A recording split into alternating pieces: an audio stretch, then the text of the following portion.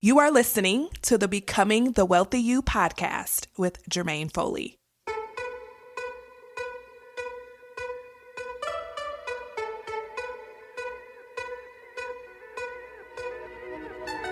If you're a woman who makes good money in your career or business, but you're not building wealth like you want to, then you're in the right place.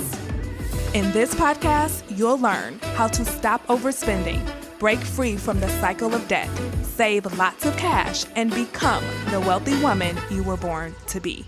Let's dive in. Well, hello, everyone. Welcome back to the podcast. Today, I am so excited. I have my friend, Jennifer Dent Brown, with us today. She is a health and life coach. And this has been a long time in the making. I've been on Jennifer's podcast actually twice now. And I've been like, when are you coming on my podcast? Here I am. And so here she is. And so this conversation is going to be so conversational. It's going to be like two girlfriends talking. And we're going to talk about self-sabotaging behaviors today. And so Jennifer, before we dive into all the good stuff, please introduce yourself and tell everybody about you and what you do. Well, hello, wealthy women. Can I call them healthy women? Becoming. These are women who are becoming wealthy. Becoming wealthy, wise. I love it. All of the above. Yes. Well, hello, audience. I'm Jennifer Dent Brown. I'm a certified health and life coach, and I'm so happy to finally be here because, yes, I help women unravel and get their lives in balance so they can stop emotionally eating themselves and help them stop dieting forever and lose the weight that they want by shifting their identity. But I also have my own money story. Jermaine and I have talked about it on the podcast, and the correlation, the mindset between overeating and overspending and impulsive decisions with eating and impulsive decisions with spending, like the mindset are so linked. So I'm happy that I'm finally here and we can talk about self-sabotage. You know what? Since you brought up your money story, and this is a money podcast, do you mind sharing a little bit of your story before we dive in? Oh, yes. So my money story came from, So when I was working in corporate, I was a management consultant before I became a full-time coach. And this was, I think like 2010-ish. I got laid off from my job. I was working for a company called Accenture. Laid off, I was thrilled because I was miserable there. I was there for 2 years. And so when I got the call, I was like, yes. And I had always had an entrepreneurial spirit. So I knew I wanted to do something, and like own my own business was like, yes, that's what we're going to do. So I remember I joined this coaches program, and I think she was a money coach at the time. And she knew that I had just lost my job, and she was like, okay, we need to create a business for you. So I became an event planner, and Jennifer Dent Events was born because in my corporate job, I was in professional development, leadership training. So I used to manage and plan like large scale training programs, multi-day programs. So I was very good at doing those type of events and networking events. So I started this business, Jennifer Dent Events. I had no idea what I was doing. I had no business plan. I had no idea what a profit margin was. All I knew was I enjoyed what I was doing. I was probably way undercharging. I liked the fact that I didn't have to report to work every day, and I could go to lunch with my friends and drink wine in the middle of the day. And I basically I was still living the same lifestyle as I was when I was working, and I put the difference on credit cards. So I had already had credit card debt, but I was managing it because I was working. So anyway, when I wasn't working, I just amassed a ton of credit, and I took out an unsecured loan to invest in what have since became a Ponzi scheme, because I was wined and dined, and I had a good credit score. So I ended up in a bunch of debt trying to run this business, and it wasn't enough. And so I spiraled, hit rock bottom. Okay, went to the bookstore, Barnes and Noble, and I used to read the books off the shelf, sit down, and that was my entertainment. And I found Dave Ramsey's book. And that's when I discovered his process. Now, I'm not a proponent of Dave Ramsey. However, it worked in that time period. I feel like following his plan is very much like following a diet. It's very restrictive. You use willpower to force yourself through it, and it worked. It definitely worked. I got myself out of, I paid off over $200,000 in debt in under 2 years. And saved $13,000 to pay my car off.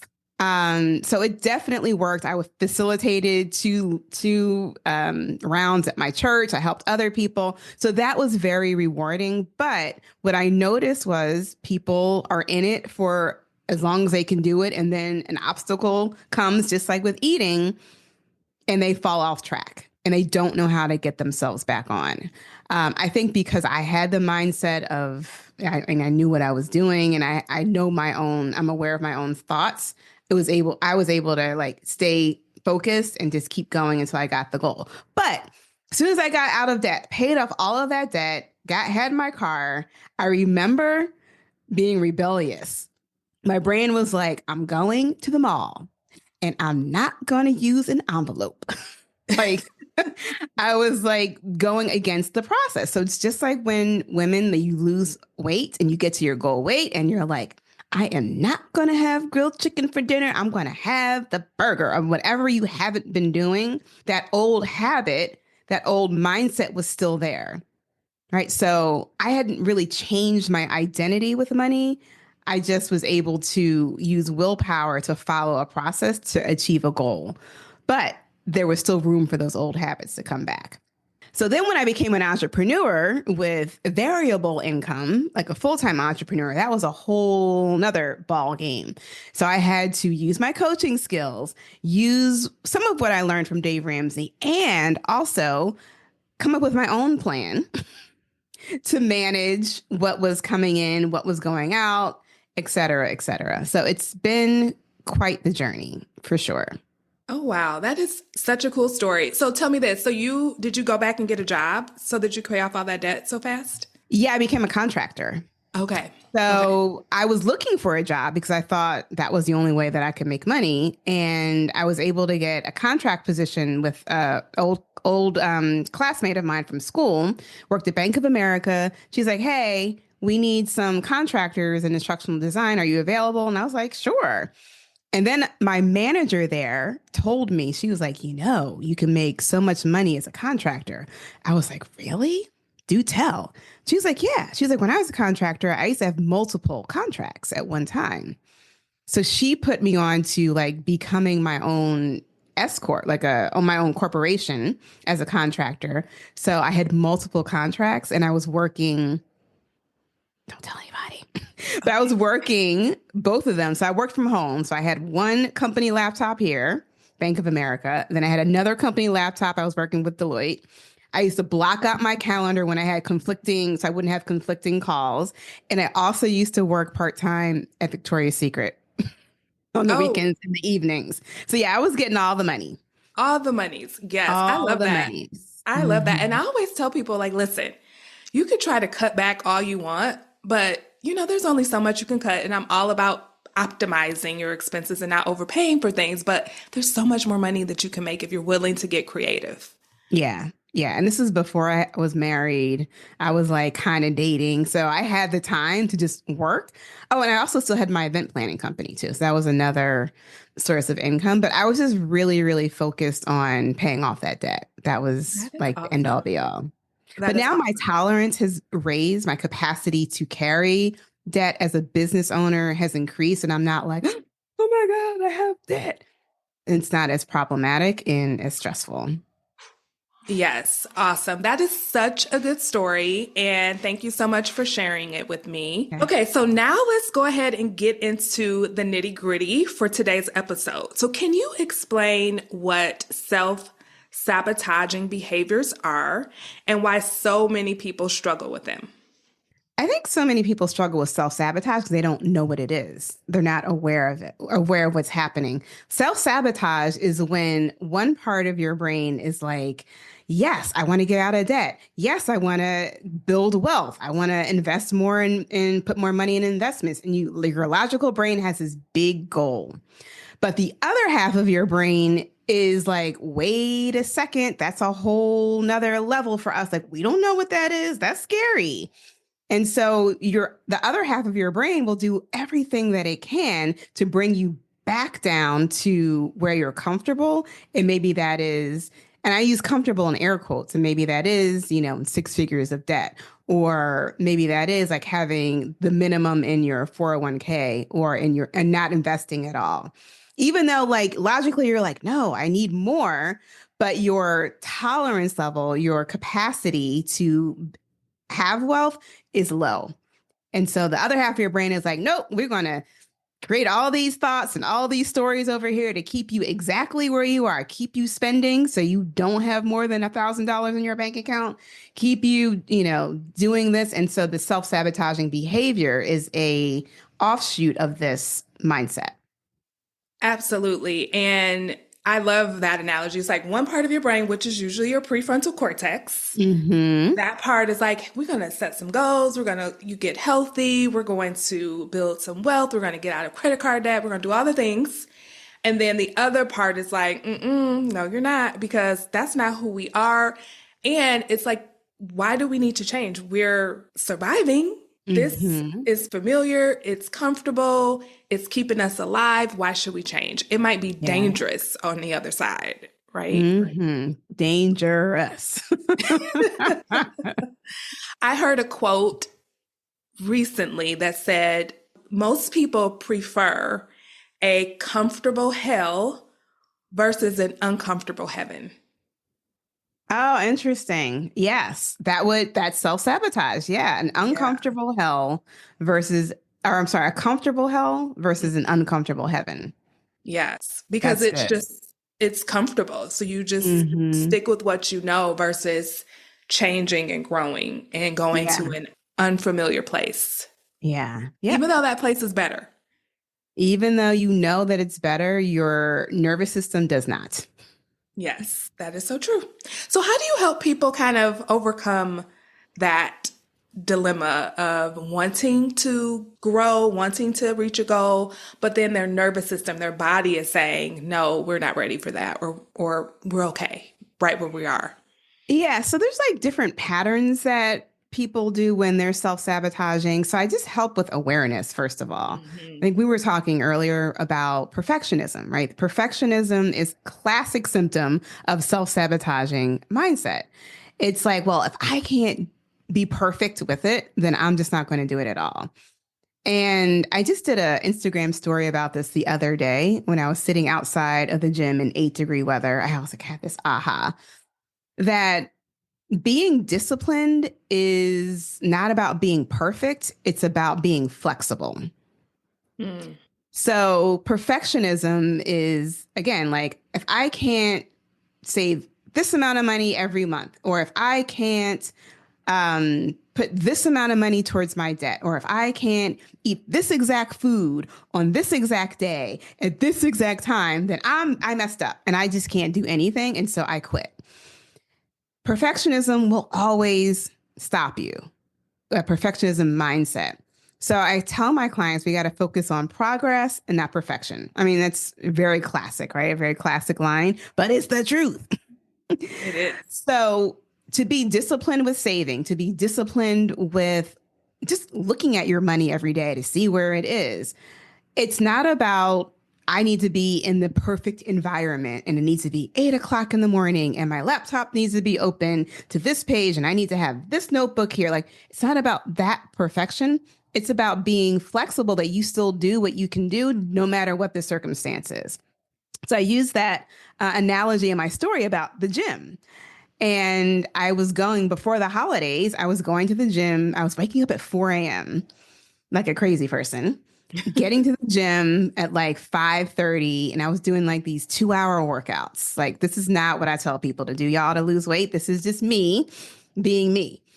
And I was killing it before the holidays. Then we went on vacation for a week. We went out of town and it was the holidays. And I got back. I just struggled to get back into that that time. And also I think with the time change or the circadian rhythm, like I don't know if this happens to you, but you get tired, like your wake and your sleep times change. So like Mm-hmm. I'm staying up later now and I'm waking up later in the morning. So anyway, getting up at 4 is just like not in my wheelhouse right now. So I'm like, okay, instead of saying I'm not going to the gym because I can't wake up early enough to go, I'm just going to modify my workouts. I'm going to wake up a little bit later because my primary goal is to get 6 hours of sleep, period. 6 hours of sleep after the time I go to sleep. And then if I go to the gym for an hour, great. If I can go for 90 minutes, fantastic. If I can go for 20, or if I have to work out at home, great. Doesn't matter. I'm doing something, right? I'm being flexible, but I'm not giving up on the goal. Yeah, that's so good because sometimes I'll have clients who will have a goal to save a certain amount of money in a month, and life happens, right? Where they have an unexpected expense come up or something where they're not able to save the full amount. And instead of just saying, okay, well, if I can't save this, I'm going to save that, they just throw the whole thing out the window Mm-hmm. because it's Mm-hmm. not perfect, because it's not the amount that they were planning to do. So that for sure, that's classic sabotage right there.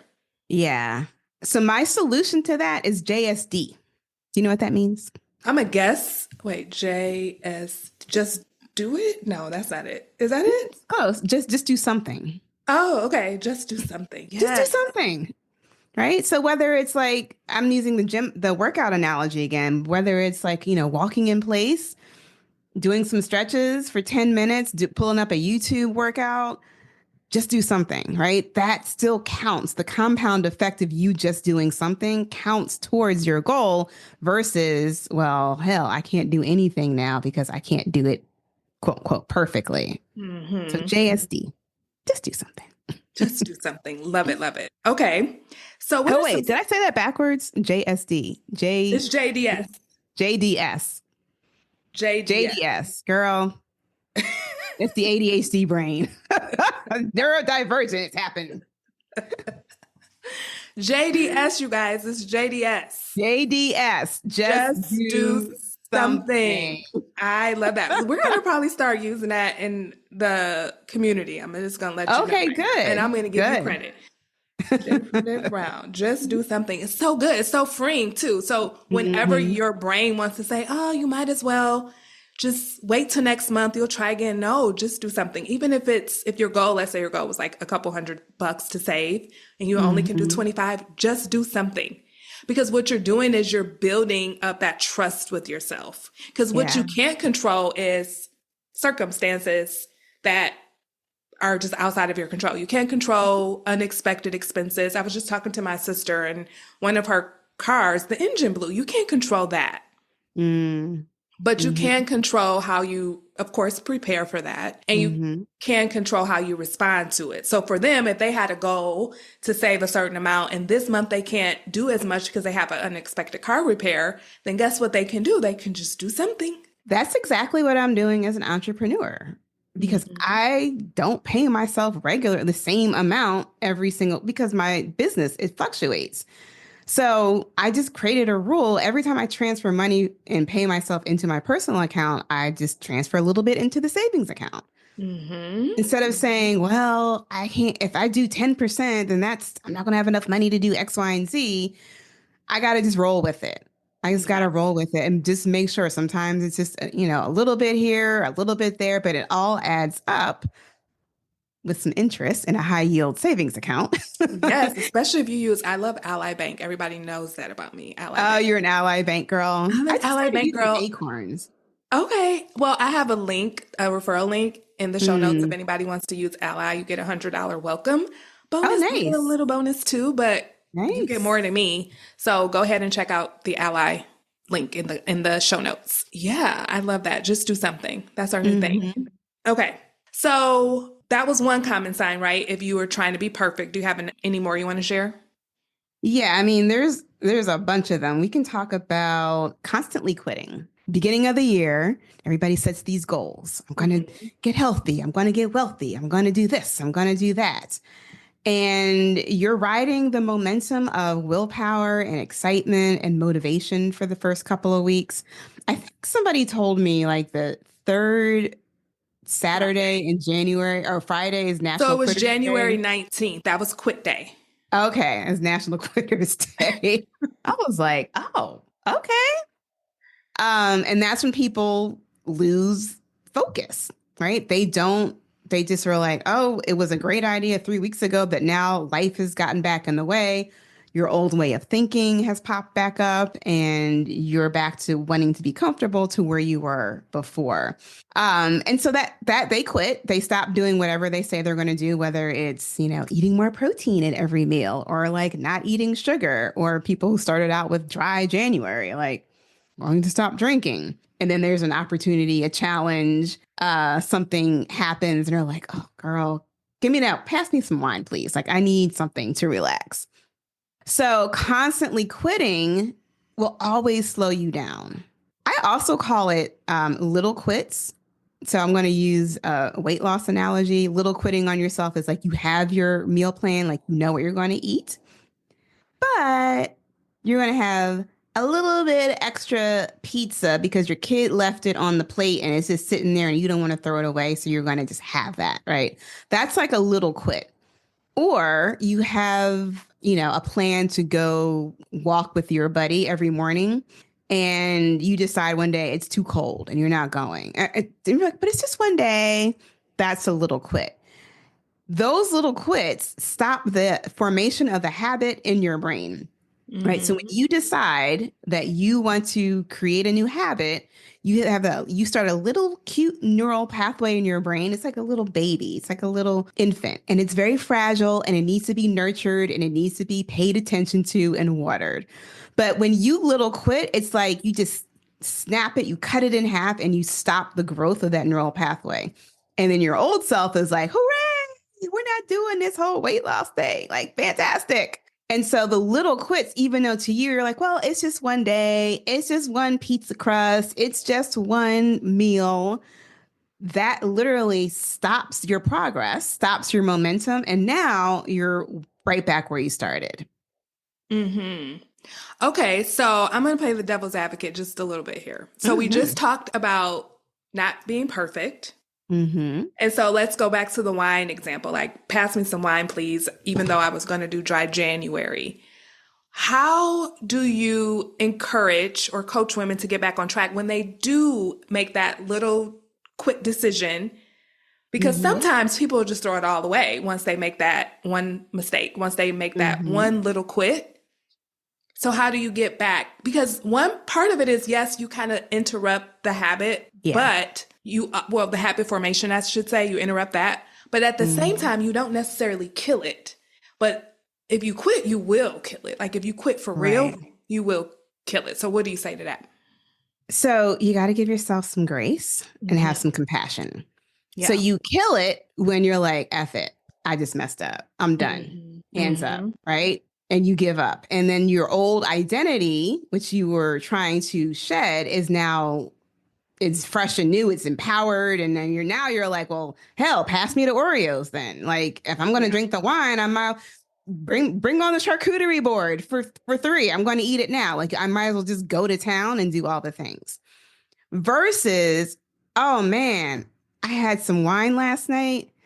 It's okay. I'm still learning how to be this new person. This is my growth. This is my identity shifting. I'm not going to be perfect at it, and it's okay.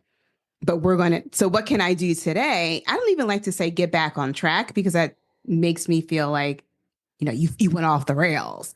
I'm like, well, how do you just keep going? What is next for me? What can I learn from this? And how do I just keep moving forward? What do I need to do today to just keep going? Yeah, that's so good. I think one of the things is we're just too hard on ourselves sometimes. Hmm. Yeah. And we expect ourselves to be 100% perfect, and it's just not going to happen. So I even, tell my clients and listeners, expect the mistakes, expect the little Hmm. quits. Little quits only turn into permanent quits when you just give up altogether. Yeah. Yeah. I like to say fail forward. Mm-hmm. right? I also tell my clients this too. When you fail, like I expect you to fail, but what's the win inside of that fail? Yeah. Like, what do you learn? What are you learning? And otherwise, if you don't learn anything from it, then you are just staying where you are, staying where you don't want to be. Yeah. And fails to me are gifts, especially if Mm-hmm. you don't let them derail you and discourage you. Like, if you look at my money story, my money was a hot mess. I Mm-hmm. failed and tumbled and dropped and rolled around on the ground. But look at me now, right? If I Yeah. would have, and that saying, success is built on a pile of failures. Yep. So there we go. Yeah. Okay. So what role does mindset play with all of this? It's the only thing that matters. Yes. I mean, yes, you need to have a strategy. You need to have a Mhm. plan so you know what you're doing. And sometimes with that plan comes education and knowledge, because I'm sure when you teach your clients how to create wealth and become wealthy, there's some education that goes there, because if they knew how to do the thing, they would already be there. But it takes mindset to be able to follow the plan, to Mhm. be able to give yourself grace and compassion when you don't follow the plan, to be able to celebrate your wins. It also takes mindset to have the capacity to have more money. Mhm. It takes like, just an awareness of like, wow, girl, we got some money in the bank now. Look what we done did. And to allow your nervous system to let that money sit in the bank before you go spend it all and bring your money identity right back to where you were like, okay, now we got $600 in the account again. Yeah. Like, what happened? Yeah. I call that the skill of having money Mm-hmm. and Yeah. expanding your financial comfort zone. So Yes. that's like when you set a goal. So instead of just having the 600 or whatever your amount is, and I don't want to say Mm-hmm. just, because if 600 is a great start, depending on where you are. So the $600, that's where you're comfortable. So how do we now become comfortable with $6,000? Yeah. Right? And that's going to take setting the goal, getting to the goal, and then normalizing being that person. I don't Have know if you money. had this, because I know you're an entrepreneur and you're also an employee. I don't Hmm. know if you had the experience of like having money as an entrepreneur. Like it kind of shook me. Like I had to expand my capacity to have money that I created that wasn't just deposited into my account every 2 weeks. Oh, yeah. It was a very interesting I'm dynamic. still learning that. Like, Hmm. I am growing my capacity to create money from my own business. Yes. Hmm. Versus creating money through an employer. It's totally different, but it really isn't different, but the mindset shift is different. Both of them are all about providing value. Yep. That's the number one thing. And once you get your mind around that, like your employer isn't paying you just because they want to pay you. They're paying you because you're making them way more money than they're paying you. Hmm. So you're giving Hmm. them tons and tons of value. And that value, though, that exchange comes much quicker in that situation, in an employee situation, versus you're providing value to a group of people, potential customers, and it might take a long time for the value to come back to you Hmm. in the form of money. Hmm. And so that piece is interesting, It's and I'm different. learning that. It is very different. It's Yeah. different. Yeah. That's where mindset helps. Yes, that is where mindset helps for sure, for Yeah. sure. So, what are some practical strategies people can use to stop self-sabotaging? I know number one is like becoming aware that you're doing it, noticing Hmm. it. And I almost, I like to say, hey, think about when it's late at night, you're tired, but you're driving. You have to like open your eyes wide. You have to sit up. You have to be alert. You have to be like really intentional so that you don't fall asleep. That's almost how you have to, become awake to your behaviors and what you're doing Hmm. to yourself. So awareness is key. Once you're aware, what do you say is next?